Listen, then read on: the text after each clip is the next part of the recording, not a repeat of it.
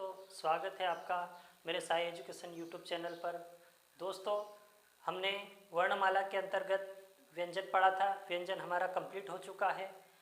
आज का हमारा टॉपिक है स्वरों का वर्गीकरण। ठीक है, हिंदी वर्णमाला का भाग तीन के अंतर्गत हम स्वरों का वर्गीकरण पढ़ते हैं। ठीक है, चलिए स्टार्ट करते हैं।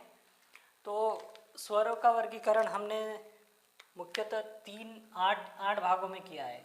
कितने भागों में?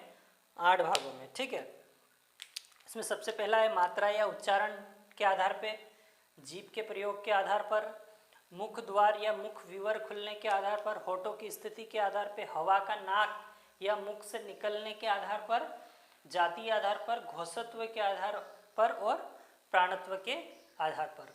ठीक है, घोषत्व के आधार पर हमने व्यंजन भी पढ़ा था, प्राणत्व के आधार पे हमने व्यंजनों को भी पढ़ा है। ठीक है, इसी प्रकार से हम स्वरों को भी घोषत्व और प्राणत्व के आधार पर पढ़ेंगे। ठीक है, तो क्लियर सी चीज़ है। स्वरों का वर्गीकरण हमने 8 भागों में किया है। कौन कौन से? मात्रा या उच्चारण, जीभ के प्रयोग, मुख द्वार या मुख विवर खुलने के आधार पर, होठों की स्थिति के आधार पे, हवा का नाक मुख से निकलने के आधार पे, जाति, घोषत्व और प्राणत्व के आधार पर। ठीक है, इसके बारे में हम बारी बारी से पढ़ेंगे।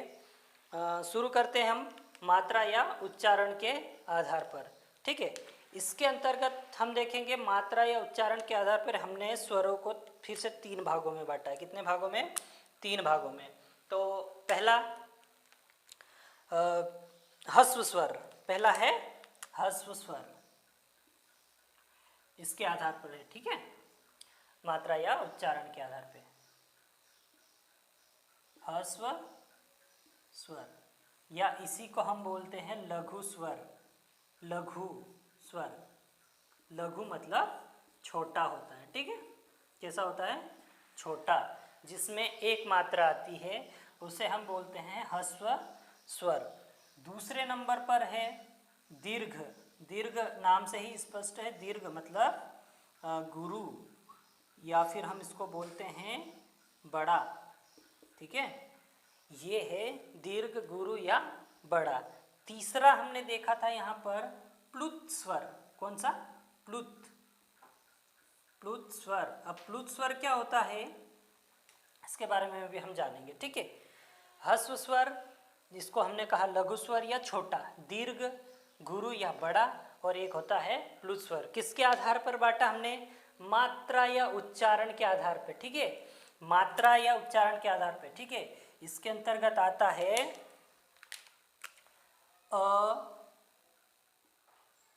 ह्रस्व या लघु स्वर है। कैसा स्वर है? लघु मतलब छोटा। उसके बाद फिर आ जाएगी छोटी, छोटा ऊ और ऋषि। ऋषि कितने स्वर आते हैं? ह्रस्व या लघु के अंतर्गत कितने आते हैं? 4 स्वर। नंबर याद रखना, कितने स्वर आते हैं? 4। ठीक है, किसके अंतर्गत आते हैं? ह्रस्व या लघु स्वर के अंतर्गत आते हैं 4 स्वर। अब इसकी परिभाषा आप कैसे देंगे? ये वे स्वर होते हैं जिनका उच्चारण करने में हमें सामान्य समय की आवश्यकता होती है। सामान्य मतलब कम। ठीक है, एक मात्रा, यहाँ पर मैं लिख देता हूँ, एक मात्रा का समय लगता है। ठीक है, इनका उच्चारण करने में हमें एक मात्रा की आवश्यकता होती है, अ, ई, उ और री।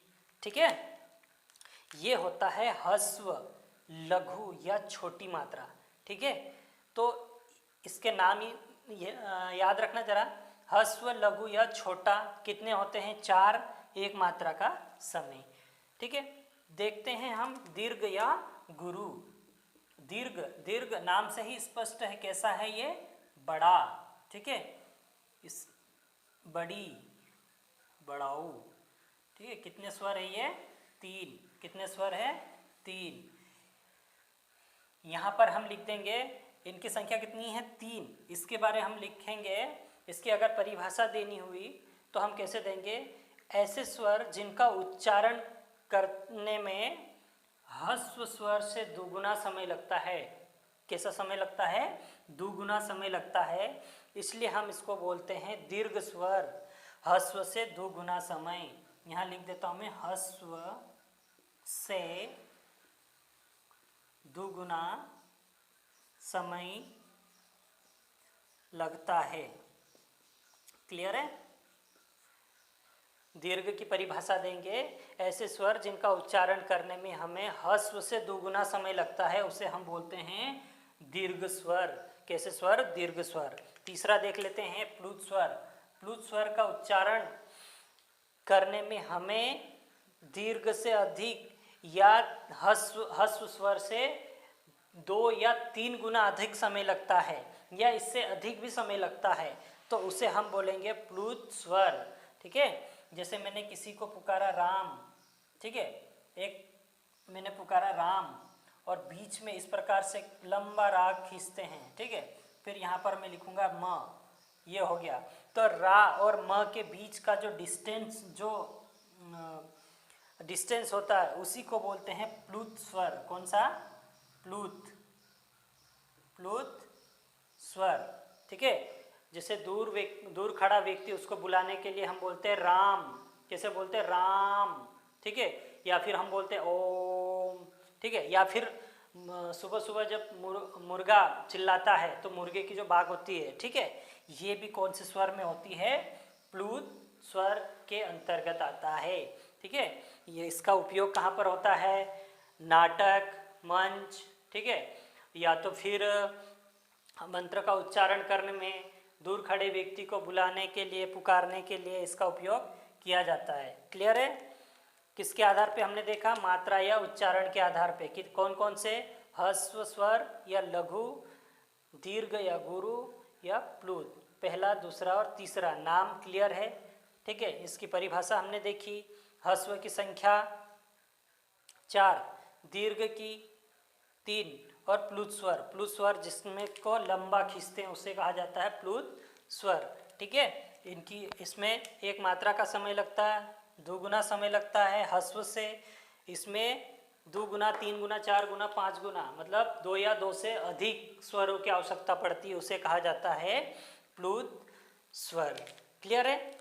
ये होता है मात्रा या उच्चारण के आधार पर। अब हम देखते हैं दूसरे नंबर पे।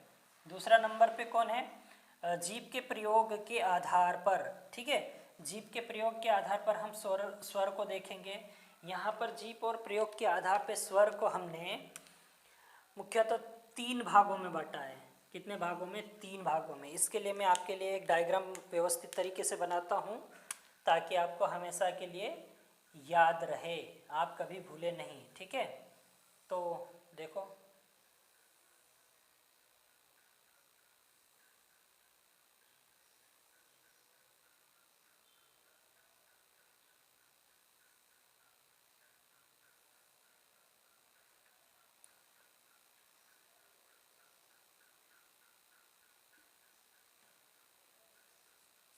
छोटी बड़ी छोटाऊ बड़ाऊ। ठीक है? ए, आई, ओ, औ। ठीक है? उसके बाद यहाँ पर आ जाएगा री, यहाँ पर आ जाएगा अ, और यहाँ पर आ जाएगा आ। क्लियर है?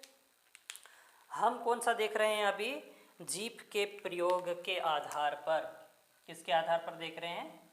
जीभ के प्रयोग के आधार पे। तो जीभ के प्रयोग के आधार पर हमने स्वरों को 3 भागों में बांटा। कौन कौन से 3 भाग? पहला अग्रस्वर,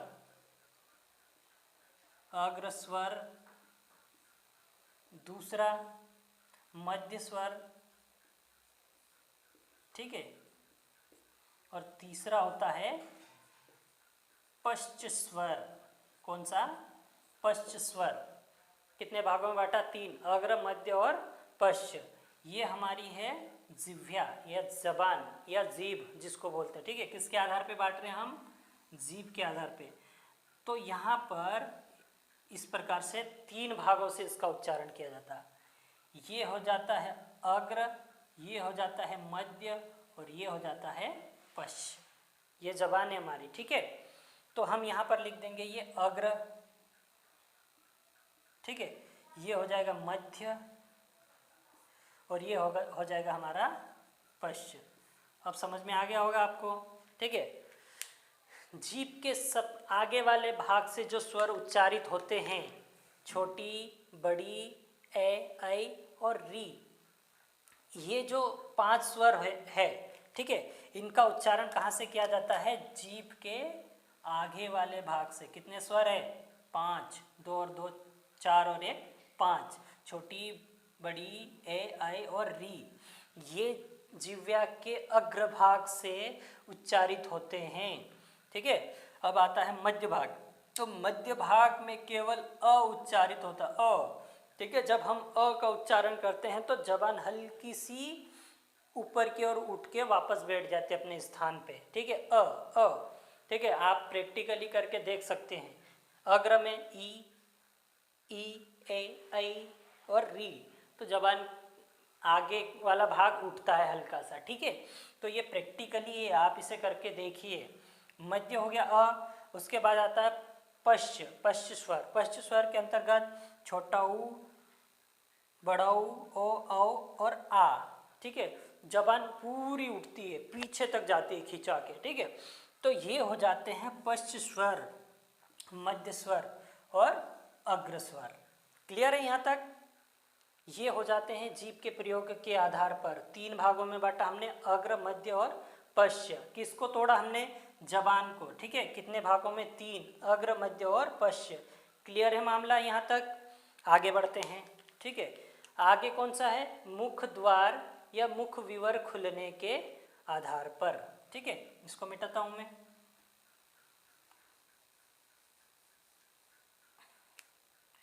इसी डायग्राम में देखेंगे इसको आगे हम।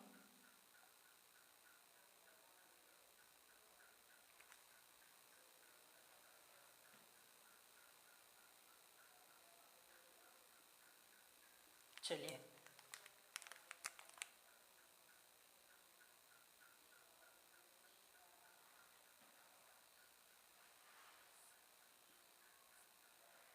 चलो अब देखो, मुख द्वार व मुख विवर खुलने के आधार पे हमने इसे बांटा है 4 भागों में। कितने भागों में बांटा है? 4 भागों में, ठीक है। 4 भाग कौन कौन से? पहला हो जाता है संवृत, ठीक है। दूसरा हो जाता है अर्ध संवृत,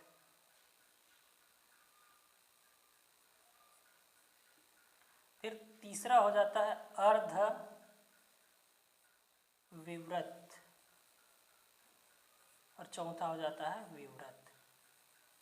क्लियर है?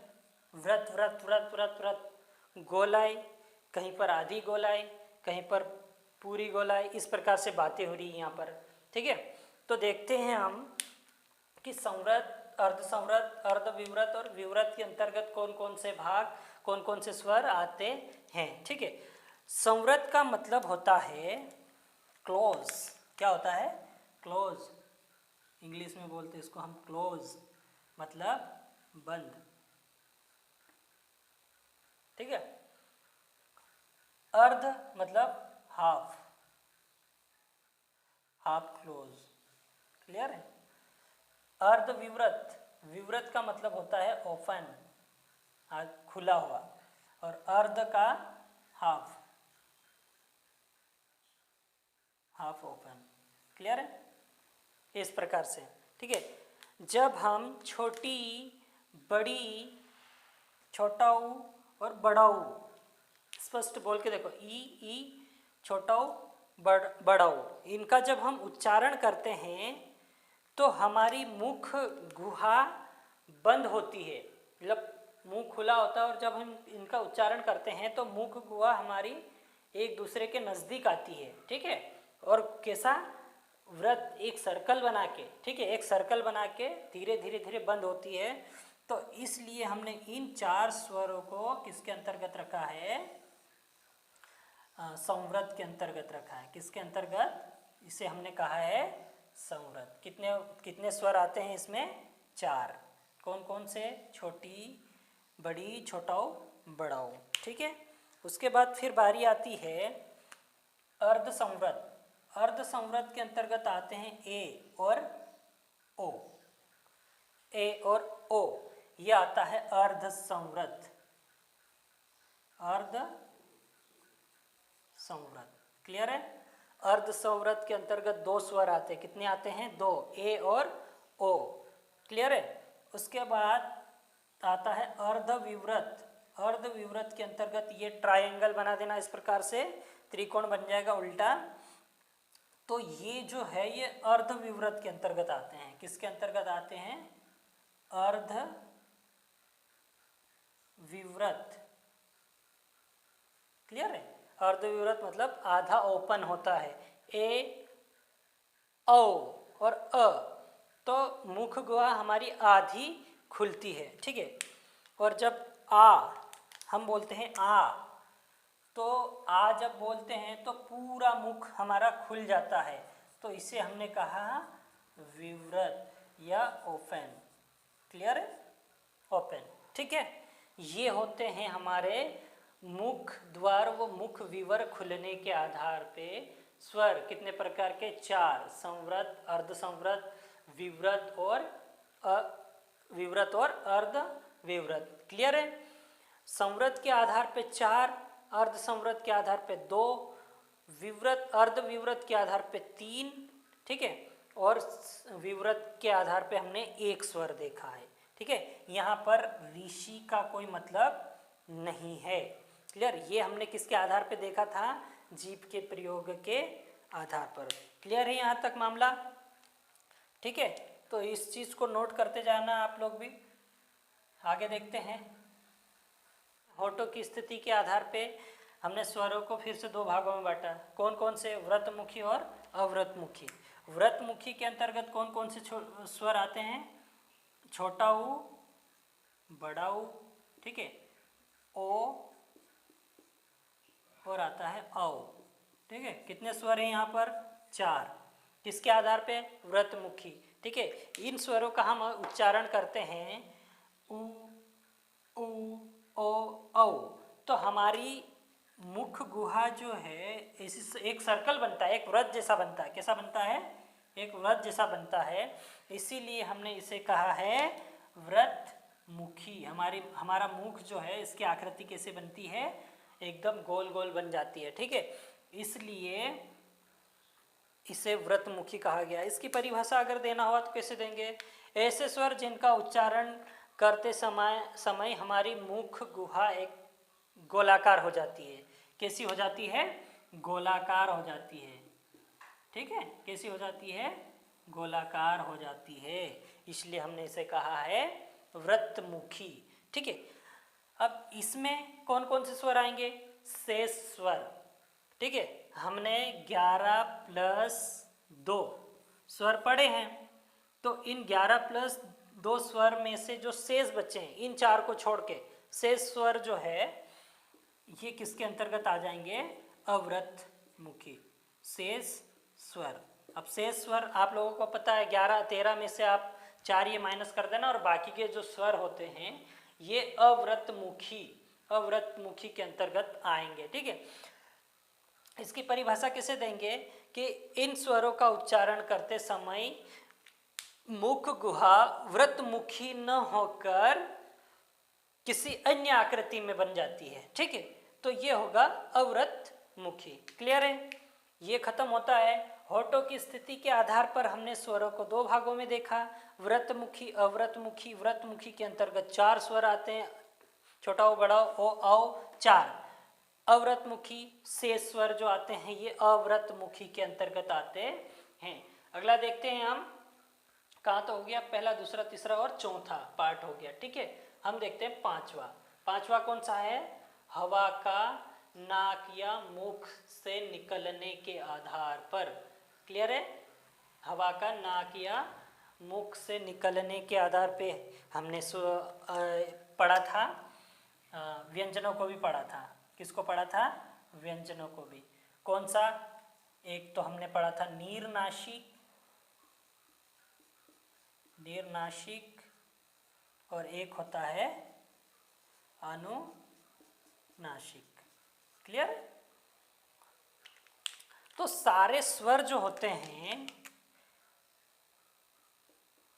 सारे स्वर कैसे होते हैं? निर्नासिक होते हैं। कैसे होते हैं? निर्नासिक होते हैं। अब सारे कौन से? 11 प्लस 2। अच्छा, 11 प्लस 2 क्यों लिखते हैं हम लोग यहाँ पर? 11 प्लस 2, 11 तो हमने जो स्वर पढ़े थे, ठीक है, या फिर हम बोल सकते हैं मूल 11 स्वर में बता देता हूँ आप लोगों को। अ, आ, छोटी, बड़ी, छोटाऊ, बड़ाऊ, री, ए, आई, ओ, औ। ये हमारे हो गए कितने स्वर? 11। इन्हें हमने स्पेशल नाम दिया था स्वर। क्या नाम दिया था? स्वर। लेकिन प्लस 11 प्लस 2, अब जो 2 पढ़ते हैं हम, तो ये है अम और अह। ठीक है, अम और अह। अम को हमने कहा था अनुस्वार। क्या कहा था? अनुस्वार। और अह को हमने कहा था विसर्ग। क्या कहा था? विसर्ग। ठीक है, इसलिए हम यहाँ पर लिखते हैं। और ये जो दोनों हैं, इसको हमने किसके अंतर्गत रखा है? अयोगवाह। ठीक है, किसके अंतर्गत रखा है? अयोगवाह। और अयोगवाह वे स्वर होते हैं या वे वर्ण होते हैं जो न तो स्वर माने जाते हैं न व्यंजन माने जाते हैं। ये दोनों का मिश्रण होता है। इसलिए हम यहाँ पर लिखते हैं कि 11 प्लस 2। एग्जाम में अगर क्वेश्चन पूछता है आपको कि हिंदी वर्णमाला में कुल स्वरों की संख्या कितनी होती है, एक शब्द लिख देता है यहाँ पर कुल। तो कुल स्वरों की अगर संख्या पूछता है तो आपको बताना पड़ेगा 13। कितने? 13। अब कुल में ये दोनों भी आ जाएंगे, लेकिन आपको बोल देता है कि हिंदी वर्णमाला में स्वरों की संख्या कितनी होती है, और वहाँ से हटा देता है कुल। वहाँ पर लिखता है, वहाँ पर कुल नहीं लिखता है, तो आपको स्वरों की संख्या लगानी पड़ेगी 11। क्यों? क्योंकि ये दोनों अयोगवाह के अंतर्गत चले जाएंगे।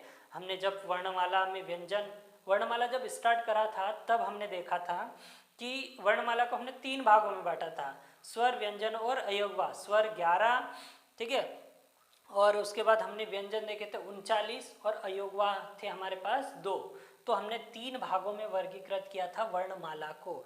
फिलहाल आगे बढ़ते हैं यहाँ पर अनुनासिक। अब अनुनासिक के बारे में देखते हैं हम। यहाँ पर देखो, नीरनासिक सारे स्वर 11 स्वर जो मैंने अभी लिखे थे, ये नीरनासिक के अंतर्गत आएंगे। और अनुनासिक, इन्हीं के ऊपर हम लिख देते हैं, चंद्र बिंदु लगा देते हैं, तो ये कैसे हो जाएंगे? अनुनासिक। जैसे मैंने यहाँ पर लिख दिया अ, चंद्र बिंदु आ। ठीक है,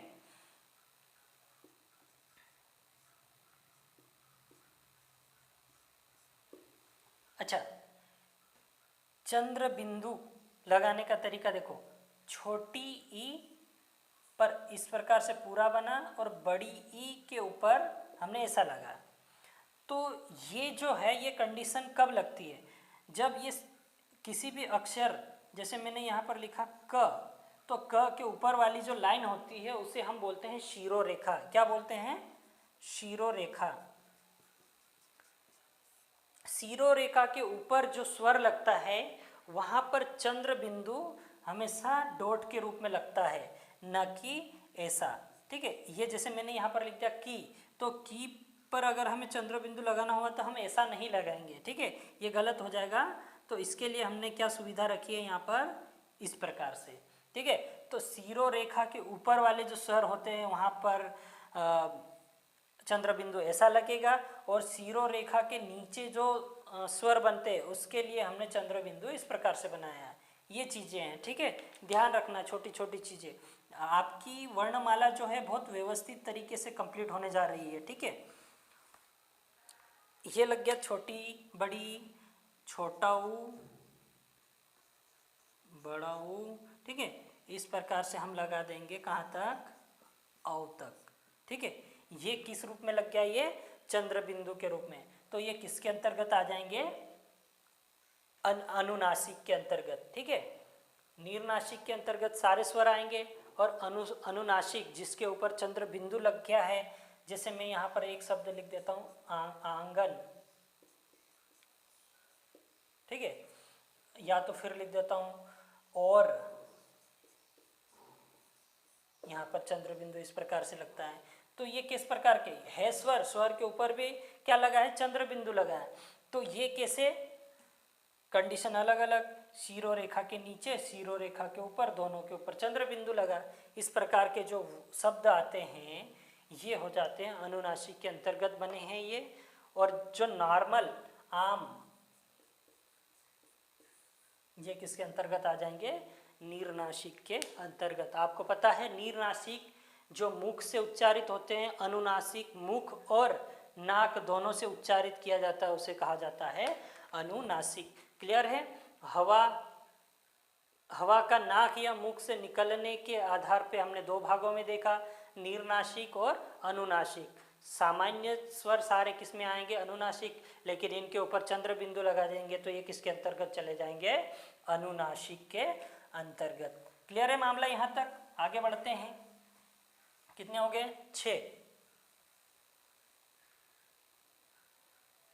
जाति आधार पे, अब जाति आधार पे हमने इसे फिर से दो भागों में बांटा है। कितने भागों में, दो भागों में, सजाति और एक हो जाता है विजाति।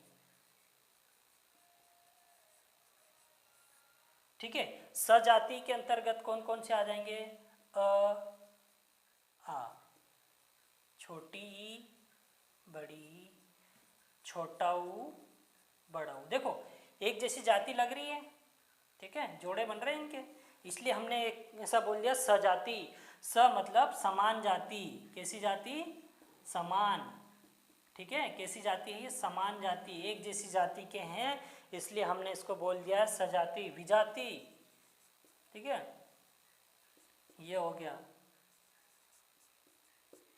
ये हो जाएंगे, ये कैसे हो जाएंगे, विजाति। विजाति मतलब अलग अलग जाति के जो स्वर होते हैं जिनका मैच नहीं होता है उसे कहा जाता है विजाति। ठीक है, इनको छोड़ के जो शेष हैं, ठीक है, अलग अलग जाति के। क्लियर है यहाँ तक मामला।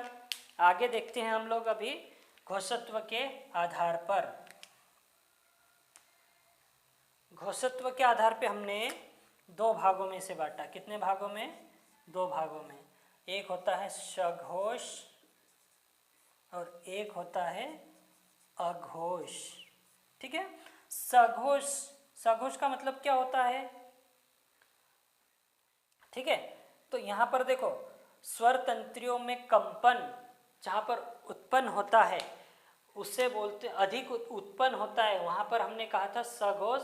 और जिन स्वरों का उच्चारण करते समय स्वर तंत्रियों में कम कंपन उत्पन्न हो वहाँ पर अघोष, ये हमने व्यंजनों में देखा था। ठीक है, तो स्वर जो होते हैं, ठीक है, सारे स्वर सघोष होते हैं। कैसे होते हैं, सघोष होते हैं। ये बात नोट कर लेना। ठीक है, जितने भी स्वर होते हैं सारे के सारे स्वर होते हैं सघोष। कोई भी स्वर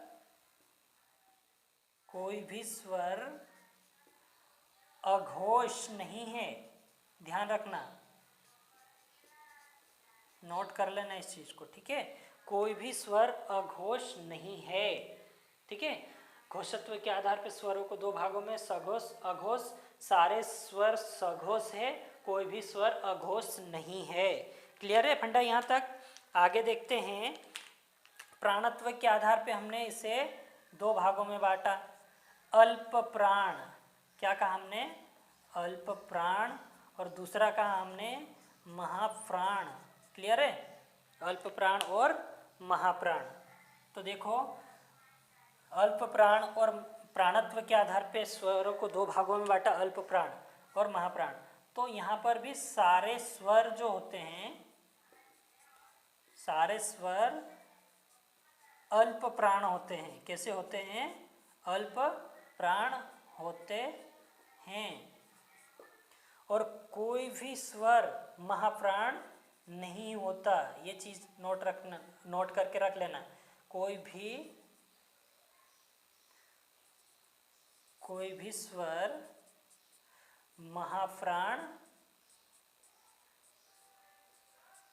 नहीं है। क्लियर है?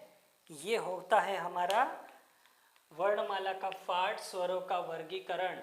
वर्णमाला का भाग क्रमांक 3 देखा था हमने और लगभग हमारा वर्णमाला कंप्लीट हो चुका। हमारे व्यंजन कंप्लीट हो चुके हैं।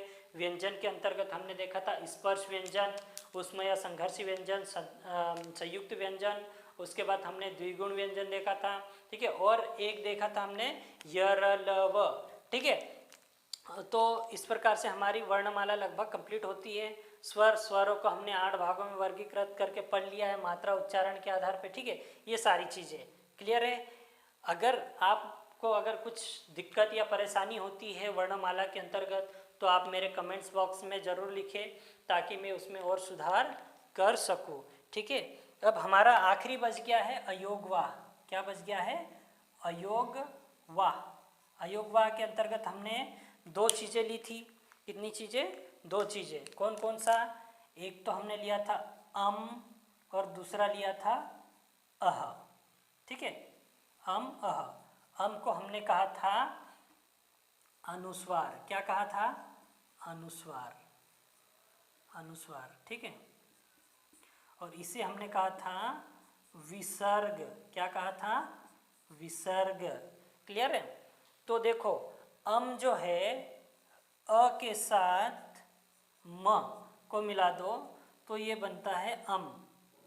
ठीक है, अब इस अनुस्वार का हमने स्पर्श व्यंजन के साथ कंडीशन अलग देखी थी। वो चीज़ें आपको ध्यान होनी चाहिए। पंचमा अक्षर, ठीक है, चंद्र बिंदु, अनुस्वार, वो सारी चीज़ें हमने पढ़ी है। जिन्होंने हमारा व्यंजन का वीडियो नहीं देखा वो हमारे डिस्क्रिप्शन बॉक्स में जाकर हमारे लिंक ओपन करें, वहाँ पे सारी चीज़ें आपको मिल जाएगी अम वाला। ठीक है, ये अनुस्वार के बारे में, पंचमाक्षर के बारे में सारा अध्ययन हमारा कंप्लीट हो चुका है। अब ये स्वर और ये हो गया व्यंजन। तो यहाँ पर स्वर प्लस व्यंजन से मिलकर क्या बना है? अयोगवा, अनुस्वार। तो हमने इसकी परिभाषा लिखी थी कि अयोगवा न तो स्वर है न व्यंजन है, ये दोनों का मेल है। ठीक है, हम न तो इसे स्वर बोल सकते न व्यंजन बोल सकते, इसे हम दोनों का मिश्रण कहेंगे। ठीक है, इसी प्रकार से अ के साथ ह तो ये बनता है अह, और इसी को हमने कहा था विसर्ग। क्लियर है? मैंने एक क्वेश्चन पूछा था जब मैं आपको व्यंजन में पार्ट 2 पढ़ा रहा था, वहाँ पर मैंने लिखा था कि हिंदी वर्णमाला में अ, अनार, आ, आम, ठीक है, ई इमली, ठीक है, ई इमली, ये जो विधि बनाई थी, कोड विधि, जिसे कहा जाता है चाक्षुक विधि। नाम बता देता हूँ आपको मैं, चाक्षुक विधि कहा जाता है। ये किसने बनाई थी? मैंने पूछा था ये किसने बनाई थी और आप लोगों को जवाब देना था, लेकिन बहुत कम बच्चों ने जवाब दिया। सर्च करो, किसी से पूछो और पूछ के बताओ, कमेंट्स करो। ठीक है, कि ये है क्या, किसने बनाया था। मैं बता देता हूँ आपको, ये एमपी से ही रिलेटेड व्यक्ति है। ठीक है, तो आप थोड़ा सा उस पर जाके सर्च करिए और बताइए। ठीक है, थैंक यू सो मच। आज से हमारी वर्णमाला कंप्लीट होती है।